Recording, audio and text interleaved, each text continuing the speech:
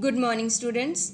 Today we are going to learn how to describe the places enclosed or we can say surrounded by four walls, floor, or ceiling. For example, it can be office, hotel, or classroom, living room, study room, and so on. So, students, we can describe easily every place or any place while keeping the following points in mind. So first of all, we can mention the name of the place. That's mean the name of the place means the place which we are going to describe. For example, it can be your living room, study room, or kitchen, and so on. Next, we can talk about its location. Location means place, position where something is located or situated. मतलब कि जिस place को आप describe करने जा रहे हो वो एग्जैक्टली किस जगह पे लोकेटेड है, किस प्लेस पे लोकेटेड है. जैसे for example if you are going to describe your kitchen और वो किचन आपके डाइनिंग रूम के बिल्कुल साथ है, तो you can say that my kitchen is next to the dining room. Next, we can talk about its size. So, for size, we can use the words like big. You know the meaning of this one. That is bada. Or you can say that it is pretty big. Pretty big means quite large, काफ़ी बड़ा और attractive भी है. जैसे आप अपने living room के लिए इसका यूज़ कर सकते हो. My living room is pretty big. So next you can talk, you can say that it is huge, that's mean very big. और अगर छोटा है तो it is small और tiny. और जब आप कहते हो थोड़ा सा छोटा है तो you can say that it is a bit small. So when it is in normal size, so you can say that ना ज़्यादा बड़ा ना ज़्यादा छोटा, तो आप ये कह सकते हो that it is normal sized room. Next students we can talk about its shape. तो जब हम शेप की बात करते हैं तो नॉर्मली जो हमारे रूम्स हैं वो रेक्टेंगल शेप के होते हैं या फिर स्क्वायर शेप के होते हैं.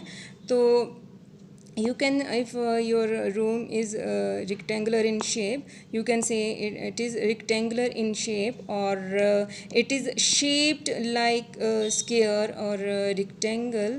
So next we can talk about one more thing I want to say over here, students. These four points will make the good introduction of your paragraph. Next we can talk about its more features. That is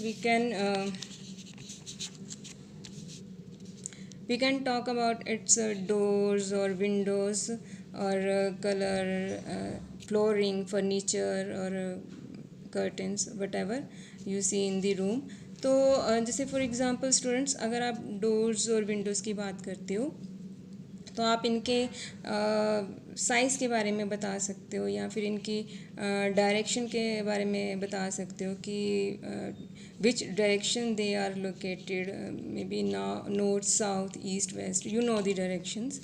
तो जैसे you can say that my room has small window, or my room has two broad windows, or my room has only a window that is to the north side. So if you talk about the doors, so you can say that it has a double door or it has a single door. Students, जब आप बोलते हो कि double door, that's mean that two vertical doors that meet in the middle of the door. मतलब कि जब आपने देखा जब जो दो साइड दरवाजे, मतलब दो दरवाजे होते हैं और वो बीच से खुल बंद होते हैं, और जैसे आप खोल, आपके जो क्लास रूम्स में जो डोर्स लगे हैं वो डबल डोर ही हैं हर क्लास में. तो next we can talk about its colour, यानी कि उस कमरे में कौन सा पेंट किया गया है. तो you can say that it, अगर आप वाइट कलर का है तो you can say that it is white, or you can also say that it has been painted white in color. So students, एक बात यहाँ पे मैं आपको बताना चाहूँगी, एक पॉइंट क्लियर करूँगी यहाँ पे कि कई बार जो है वो बहुत सारे कलर आप कमरे में देखते हो, तो आप सिर्फ मेन कलर की ही बात करें, that is better. So next we can talk about its flooring. So you can say that it has marble flooring और टाइल फ्लोरिंग और सीमेंट फ्लोरिंग और wood flooring, whatever flooring is. Flooring means कि फर्श जो है आपका वो कैसा है, उस पर मार्बल है, टाइल्स है, whatever. So next we can talk about its furniture. जो आइटम्स आप रूम के अंदर देखते हो स्टूडेंट्स, यहाँ पे आप थोड़ा सा ज़्यादा डिटेल में जा सकते हो. जैसे फॉर एग्ज़ाम्पल आप लिविंग रूम को डिस्क्राइब कर रहे हो और वहाँ पे आपका सोफ़ा है, तो आप कह सकते हो that we have a big sofa in the living room and it is dark brown and made up of some kind of soft fabric and it is very comfortable. और या फिर आप ये भी कह सकते हो it is made up of leather and it is white and we sit on it when we want to watch TV. सो या फिर जब आप कर्टेंस के बारे में बता रहे हो तो आप कह सकते हो that the curtains are light pink और we keep them open during the day and close them at night. So in this way you can describe the furniture items. So next students, I am giving you some adjectives or some words जो आप use कर सकते हो किसी भी place को describe करने के लिए. जैसे for example you can say that it is spacious. Spacious means कि उसमें रूम में काफ़ी प्लेस है, काफ़ी जगह है, यानी कि आप उसमें ईज़िली जो है वो मूव कर सकते हो. So next we can talk about that it is well ventilated. Well ventilated means there is a supply of fresh air, मतलब ताज़ी हवा वहाँ पे आती है. और जब हवादार है तो आप यूज़ कर सकते हो it is airy or well aired, और you can also say that it is well furnished. Students, जब हम बात करते हैं कि जो रूम है वो वेल फर्निश्ड है, तो it means that it is comfortable और sorry, it means that the room is decorated with the attractive and good quality furniture or carpet. So next we can also say that it is illuminated, or illuminated means कि जब उस मतलब जब light पड़ती है तो उसमें एक चमक हम देखते हैं. जैसे ये आर्टिफिशियल भी हो सकती है और नेचुरल लाइट भी हो सकती है. जैसे मान लो विंडो से लाइट आ रही है तो you can say that it is illuminated by 2 broad windows. So next इसमें इलेक्ट्रिसिटी की सप्लाई है, वायरिंग की हुई है आपकी तो आप ये जैसे आप कह सकते हो कि अगर जैसे आप रूम में फैंस हैं, ट्यूब लाइट्स हैं, तो उसके लिए आप एडजेक्टिव यूज़ कर सकते हो that it is electrified with 2 tube lights और 2 fans.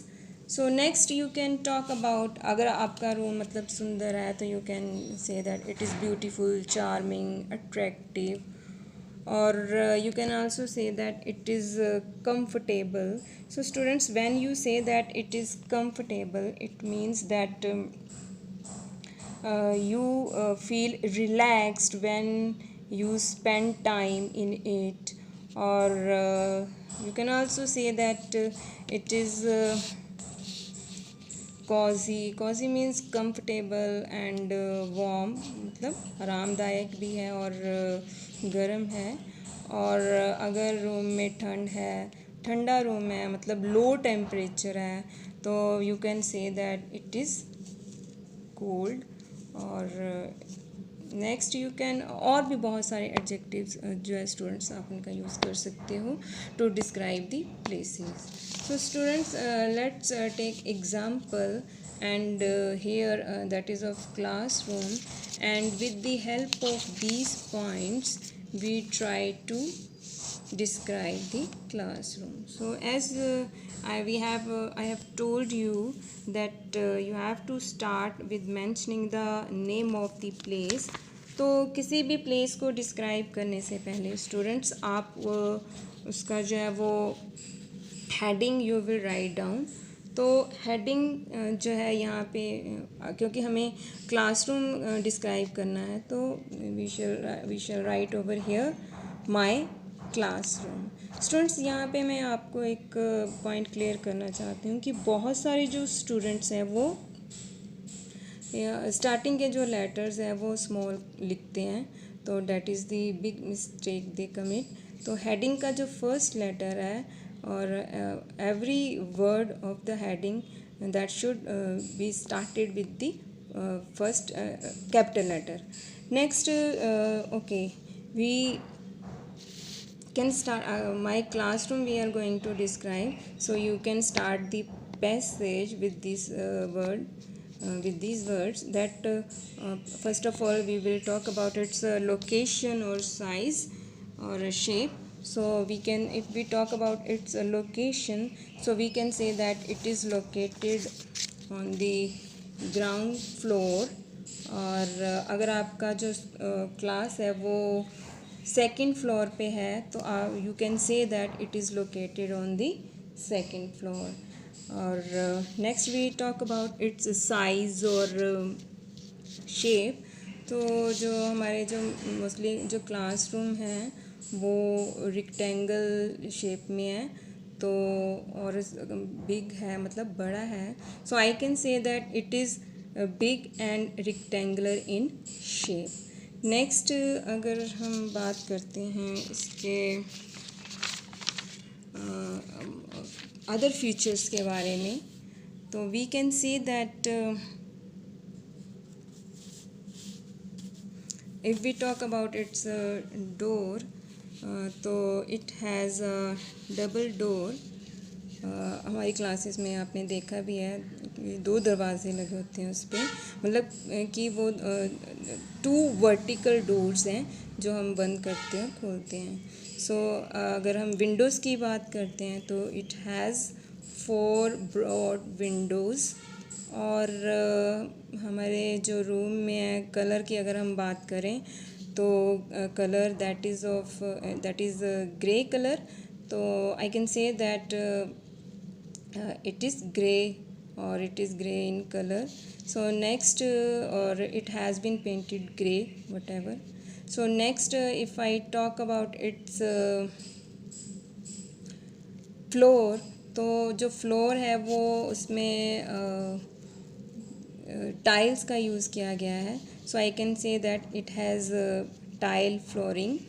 So next if I talk about its fans और ट्यूब लाइट्स तो स्टूडेंट्स यहाँ पे मैं एडजेक्टिव का यूज़ करूँगी. It is electrified with 2 tubes and 4 fans क्योंकि हमारे रूम्स में क्लासरूम में 4 फैंस हैं और 2 ट्यूब लाइट्स हैं. तो नेक्स्ट अगर मैं बात करती हूँ इसकी फर्नीचर की तो स्टूडेंट्स मेरी क्लास में 25 डेस्क्स और बेंचेस हैं. तो I can say that there are 25 benches in my room on which we sit and study. और टीचर्स के लिए भी एक टेबल और चेयर है. So I can say that there is a big table and chair for the teachers to sit. Next we can talk about its other thing that is black board. मैं black board भी देखती हूँ हमारी class में black board है. तो I can say that there is a it has a black board that is fixed to the wall और which is used by the teacher to write. Next मैं अपनी क्लास में एक dustbin भी रखा हुआ देखती हूँ. तो I can say that dustbin has been kept in the corner to throw the waste material. So if I talk about its decoration तो मेरी अपनी क्लास में चार्ट्स भी हैं और और एक इंस्पिरेशनल थॉट्स भी लिखे हुए हैं. तो I can say that my classroom or it has been decorated with charts or informative charts or inspirational thoughts. Next अगर इसकी कैपेसिटी की अगर मैं बात करती हूँ तो it can accommodate almost 50 students. मतलब 50 स्टूडेंट्स एट ए टाइम यहाँ बैठ सकते हैं. और लास्ट में अगर मैं बात करती हूँ इस पर, मैं अपने पर्सनल कमेंट अगर देती हूँ तो I can say that I love my classroom and we all keep it neat and clean by throwing the waste material in the dustbin. So in this way students, keeping the points in mind, we can describe any place.